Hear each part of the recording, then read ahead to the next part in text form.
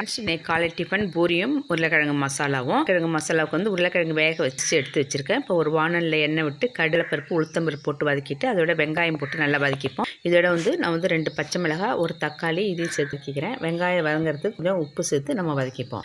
வெங்காயம், தக்காளி, பச்சை மிளகாய் நல்லா வதங்கின பிறகு நம்ம மஞ்சத்தூள் போட்டுக்கிறேன். அதில் கொஞ்சம் பெருங்காயத்தூள் போட்டு தண்ணி விட்டு இது நல்லா வேக வச்சுப்போம். இப்போ இது உருளைக்கிழங்கு மசிச்சதை இதோட சேர்த்துட்டு 1 டேபிள் ஸ்பூன் கடலைப்பருப்பு, அதுவும் திக்காக இருக்கணுங்கிறதுக்கு இந்த மசாலா வந்து நல்லா சேர்ந்து வரதுக்கு 1 டேபிள் ஸ்பூன் கடலை மாவில் தண்ணி விட்டு கரைச்சி அதில் சேர்த்துப்போம். இப்போ இது நல்லா இறக்கிடலாம். கொஞ்சம் கருவேப்பிலை, கொத்தமல்லி சேர்த்து இறக்கணும்னா உருளைக்கிழங்கு மசாலா வந்து ரெடி. இப்போ பூரி போட்டுப்போம். பூரி போட்டு எடுத்து வச்சு இதோட உருளைக்கிழங்கு மசாலாவும் எடுத்து வச்சு நம்ம வந்து சாப்பிட்றதுக்கு இப்போ ரெடியாக வச்சுக்கலாம். இந்த மாதிரி செஞ்சு பாருங்கள். இது பிடிச்சிருந்தால் லைக் பண்ணுங்கள். Thank you friends.